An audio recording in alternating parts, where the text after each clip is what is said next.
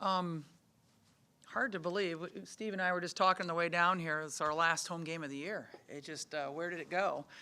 But, last game of the year means we have to say goodbye to our seniors. This is going to be a pretty tough one again, just because we have two really outstanding seniors. McKenna Warnock was second team All Big Ten last year, and she's an exceptional student, two-time academic All Big Ten, a human physiology major. But she has just been a picture of consistency for us over the years. Basically, she shot 50% or better over her career as a four-year player. It's amazing. Over 40% from three-point range, over 70% from the foul line. Like I said, she's just been a picture of consistency. She's averaged double figures in scoring each of the past 3 years. She's just done it all for us, whether it's rebounding, whether it's hitting that key three, whether it's guarding anybody on the floor, she's done it all for us. And then Monica Engelmann, obviously we're thrilled to have her back for a fifth year. Been first team All Big Ten 3 times. Twice she was named to the All Big Ten tournament. WBCA, honorable mention All-American. I mean, this is right now, or last year she was the Lisa Leslie Award semifinalist. Just amazing career that she's had. And she's also been academic All Big Ten 3 times. She's been on the dean's list. She's a biology major. I mean, these are not easy majors that these women are taking along with playing this, strenuous sport and a time-consuming sport.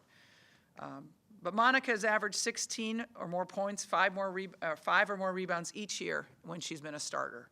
Again, consistent.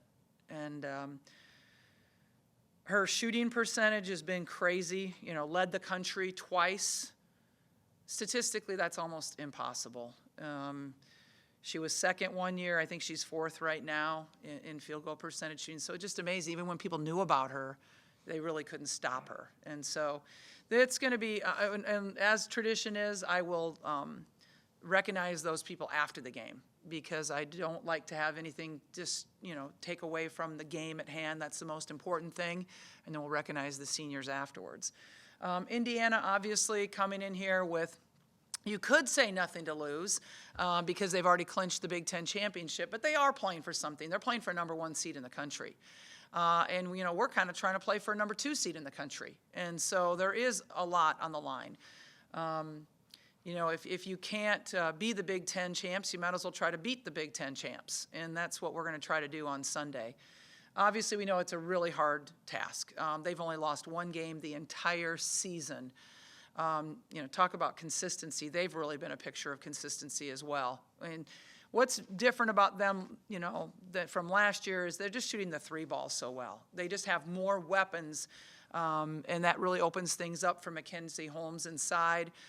She's an outstanding center, just like Monica. But, when you have those 3-point weapons, it lets her have that room to go to work. So that's kind of the difference. And I just think defensively they do a good job. Aside from the numbers and the accolades and all that stuff, I mean, how are you going to remember these 2 kids? I think that we'll remember them again, the consistency is something that's just is amazing to me. When you can do this night in and night out as long as our season is, and then, also just doing such a great job in the classroom. Hopefully they'll be remembered for a good run this year, but certainly having the historic accomplishment last year of 2 Big Ten championships. And they were just a huge part of that. So I think I hope how they'll remember it too. The last few years, the selection committee's been doing this, top 16 reveal. Obviously, the goal is obviously to win every game, whether they're putting out their top 16 or not. But does it help you at all to kind of just get that snapshot of here's what the actual selection committee thinks, before we go into, the Indiana game and then the Big Ten tournament? Yeah, we can look at that anytime. So I think it's more of a reveal for the fans and to get everybody else excited, because you could go on like ESPN Charlie's site anytime and look at that. So I think it's just more to build excitement for the upcoming NCAA tournament. And I think it does a good job with that. I think he had you guys as the 2 seed. You guys were the first 3 seed last night. Was that maybe a surprise at all, or does it just kind of let you know that maybe you do have a little work to do still to get to a 2 seed? I think it's just the way that the manner that we got beat at Maryland is why we got moved down to a 3 seed. And so, yeah, that happened. So you got to take into account, and they got to do, take that into account. What did you learn about Indiana from that last game? Well, the first time we played Indiana, we committed 24 fouls and 15 on shots, which is an incredible amount. So we let them go to the free throw line too much. We had too many unforced turnovers as well. Monica got in foul trouble. That was not a good thing for us. But, we got them in foul trouble too. We made Sydney Parrish sit down. We made Yarden sit down. But, I think that these are 2 really good teams going at it. And the team that makes the least amount of mistakes is probably the team that's going to win. And we had too many turnovers against them. And, Monica, like I said, played 10 minutes less than Mackenzie in that game. That's a big amount. They did Mackenzie did a really good job on Monica. I know Monica obviously played less minutes, but I don't remember her stats from that game. Near season lows in that game. What do you guys have to do in this matchup to, get her more chances? Because you can't just, obviously just have her getting 5 shots in a game. Right. I mean, keeping her on the floor is important, right?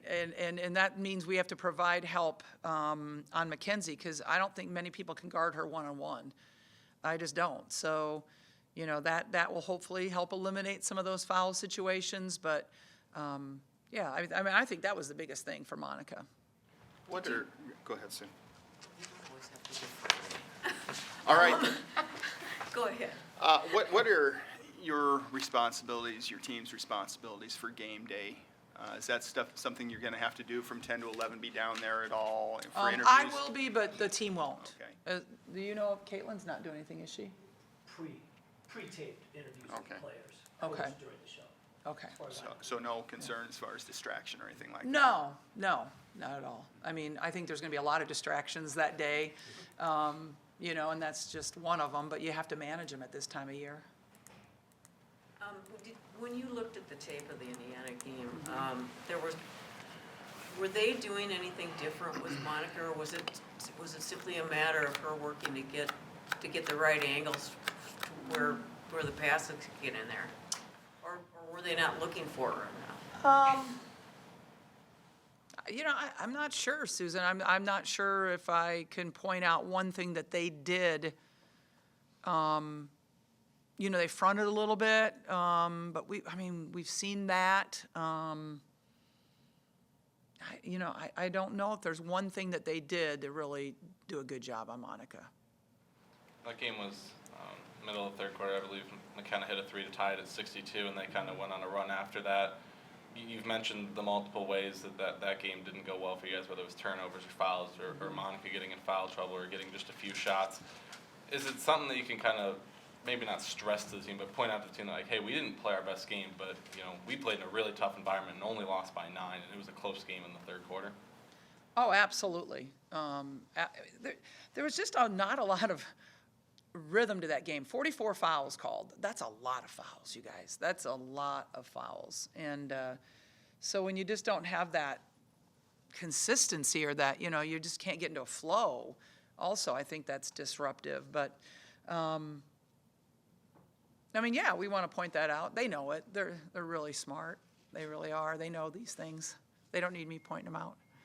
How much do you think having the home crowd, sold-out home crowd on your home court is going to be a factor compared to your last game against Indiana? Yeah, they had it sold out. We have it sold out. It just shows you the excitement building around women's basketball in the Big Ten Conference. And it should be. Here it is going to be number 2 versus number 7. That's a great matchup in the country. So I don't think it'll bother them, because they're used to playing in these kind of environments now. And we kind of really enjoy it as well. So I don't think that'll be a huge factor for either team. I was just going to ask that. How you guys have always had really good crowds. Last year, I think it flustered Michigan a little bit in that last game of the season. But now that other teams are starting to get those bigger crowds, I think you guys have played Maryland game was 9,000. It was like the 5th largest road crowd you guys have faced. If there's going to be these bigger crowds, it's kind of maybe not necessarily take away, but teams aren't going to be as flustered by, maybe a sold out crowd here. Yeah, I mean, it's not unusual anymore, and so I think it does take it away a little bit. But you're right, Michigan last year had a hard time communicating because they weren't used to it, but I mean, Indiana really is, because they've done very, very well this year. Is that something that, could end up being an advantage maybe in the NCAA tournament if you get to host here? Oh, because maybe the teams that you do face haven't had that environment? Yeah, it very well could be. It depends how, who we get and that sort of thing, but, yeah.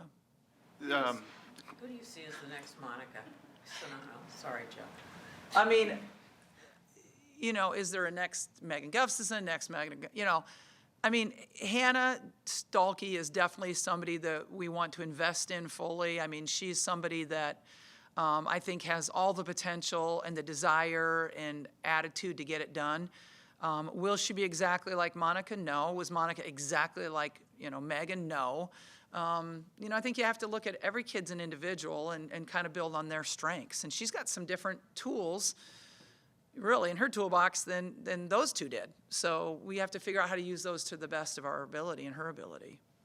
You've talked about this, touch on this a little bit, but could you expand just the transformation, the development of Monica from year one to today? That, honestly, I think is one of Coach Jensen's success stories. Truly. I mean, when we were recruiting Monica, we saw somebody that didn't mind physical contact, embraced it, in fact. I mean, wanted to be down there and be strong. Somebody that ran the floor pretty well. And we thought we can work with that. But Coach Jensen, I mean, honestly, and I've said this before, completely changed her shot between her freshman year and her sophomore year. And I will never, always credit Monica for being in the gym and working on that, because that's a hard thing to do, and it takes a lot of time and a lot of repetitions, and she did that. So Monica put in the work, but Coach Jensen puts the belief into them, motivates them. I really believe that this is one of Coach J's best success stories. What was wrong with her shot before it was fixed? I wish I had a video of it, but it was like something like this over here, and yeah, it was bizarre. It was absolutely bizarre, yeah. Maryland shot the ball really well against you guys the other night. They got some open looks as well. Was there a breakdown defensively that maybe happened against Maryland that hadn't been happening in the other games that you'd done well in? Sometimes there was a breakdown. We had sometimes some confusion in what defense we were in. But I will say there was some people that we did not think were going to shoot that well, and we were going to give them that shot, and then they ended up making it. This time of year you use a lot, you base a lot on statistics. I mean, that was a team that went 0 for 17 from three-point range not too long ago. So you have to base your, statistically, and then, you have to use those type of tools. Coach, back to Monica and McKenna, I was wondering if you could just kind of touch on them as people and what they've meant to the culture of the program. Yeah. Well, McKenna and Monica have both been captains for the last 2 years of our program. So it's fun to see kids really develop in their leadership styles as well and their communication styles. And I think, both of them have done a great job with that. Embracing the freshmen and making them feel good coming in here, learning the culture and passing on the culture of our program. So I think that's been really important as well. And they've both contributed magnificently in that. McKenna hasn't exactly been a rock star in the press conference world. She doesn't say much. Right. She kind of keeps everything pretty close to the vest. When you get to know her the way you guys have gotten to know her, what's she like? You described her pretty well, though. She's not this really, gregarious personality that just, but she just knows her role, goes in, does her job, and doesn't expect a lot of fanfare for it. And she's exceptional at that. And some players couldn't do that. Some players, need the spotlight. I think McKenna's always been confident in herself enough that she hasn't required that. I think McKenna knows how good of a player she is. And to her, she doesn't care if anybody else knows it or not. And that's what, she's just kind of a matter-of-fact kid. And somebody that you can be really honest with, and somebody that you're going to get a straight shot from. All right, thanks everyone. Thanks, you guys. We'll have, Definitely right there and can definitely beat them. Last year against Michigan, you guys had a sold-out crowd. It kind of felt like you flustered them. Yeah. I talked to Coach Gluter about, Indiana's faced some big crowds this year. Does it feel like, obviously the bigger crowds are great for the Big Ten and for women's basketball, but it might take away from what this crowd could do to a team Yeah. if they're prepared for it? I don't think it'll take away by any means. I think Indiana's probably played in a lot of environments where they've had the crowd cheering for them. I don't know what their attendance has been like on the road. But I think overall the Big Ten has had bigger crowds. I totally agree with that statement. But yeah, I think anytime, whether you faced it or not, going in front of 15,000 people that aren't cheering for you is just a difficult thing. That's just a whole other thing you kind of have to weather. Even if you are a really good team, we're a really good team, but that's what we faced on the road. So it's just a whole other aspect that you kind of have to be prepared for in your mind and you're facing, rather than if you're the home team, that's something you have on your side. It's kind of an advantage for you. So we definitely need to use it to our best of our ability and, give the crowd something to cheer about, because they'll definitely get loud for you. Last time out against Maryland, the game obviously didn't go, and what you guys were playing. Is that kind of a game is that one that you kind of throw away the tape of, or did you guys watch a lot of that to see what went wrong? Yeah, we definitely watched it. I think just because, I think the defense they did, it wasn't something we had seen before, and I don't know if it was something necessarily that we were ready to face. Obviously turning the ball over, not our inability to, knock down a lot of open shots didn't really help the situation at all. But, all you can do is learn from it and move on. And, I think our scenario right now, maybe we're not playing for the Big Ten championship, but there's still another one we can get at the tournament. But we still have a sold-out arena. We get to play the number 2 team in the country on our home court. Like, the opportunity for us is definitely still there. And, as long as you learn and move on and get better from it, that's all you can ask. And it's not something we're going to dread. Obviously, we would have liked it to go different, but there was a lot of things we could have done to help ourselves. So we definitely watched the tape and, learn from it. And I think we'll be ready if people try to continue to throw junk defenses at us. Obviously, the hope was that Sunday was going to be potentially for a share of the Big Ten title. That didn't happen, but if you still have a chance to, beat a team that you lost earlier in the year, it's just kind of a matter of just shifting the focus a little bit from, we can't share anymore, but we can beat a team Absolutely, that we lost. yeah, and that's kind of what Coach Jay, our associate head coach, said. Like, you just kind of got to redirect your dreams. It's not that we can't be Big Ten champions anymore, but we still have an opportunity in front of us to win a really big game and give our crowd, our fans, something to cheer about. And we're playing for seeding in the NCAA tournament too. So if we beat Indiana, we'll also be the 2 seed going to the Big Ten tournament. So there's still a lot of implications online. And Indiana's had a tremendous year. You lose one game in the Big Ten conference, it's that's hard to beat. But we've had a tough schedule, and maybe there's a few we would have liked to have back. But like you said, I think getting the number 2 team in the country on your home court, you couldn't ask for a better opportunity. All right, thank you. Thanks, Kevin. Caleb, before this year, kind of maybe a big play. What's the excitement for this game? 2 versus 7, packed house. You guys have known that this is going to be a big matchup for a few weeks. How are you guys feeling about it? We're really excited. I think just getting out there and playing on your home court is always super fun.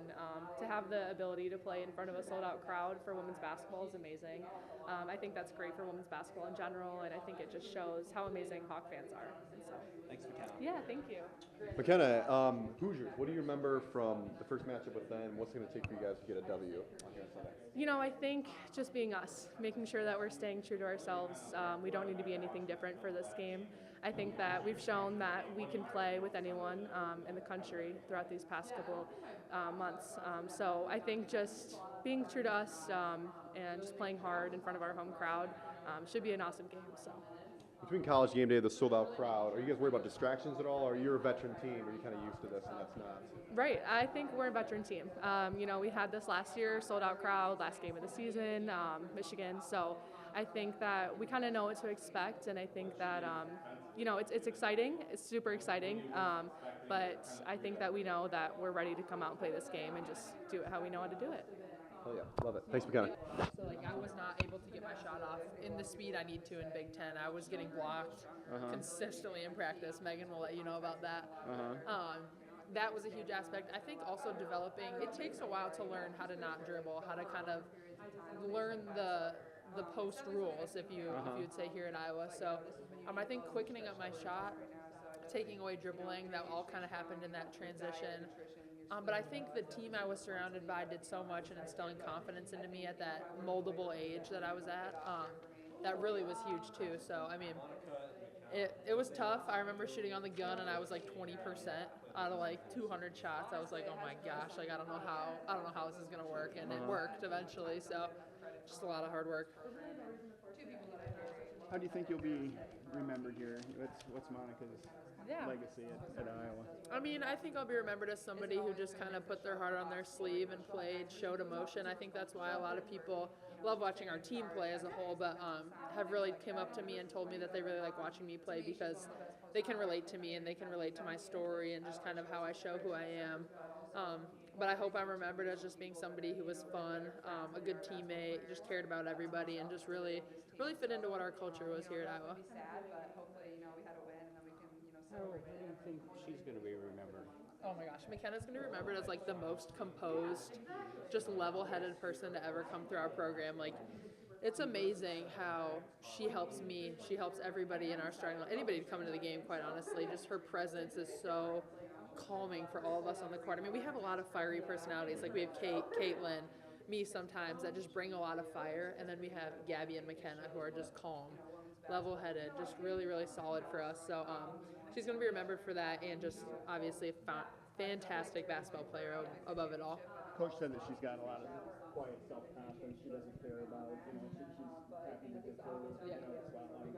She totally is. I mean, she's got a lot of confidence, not only in basketball, but in her normal life. And she's so career-driven, and she's very confident in that. So she brings confidence outside of basketball into basketball, and I think that's what's so special is you can't shake that confidence playing basketball because not all of it comes from basketball. So I think that's huge, and just kind of her overall composure.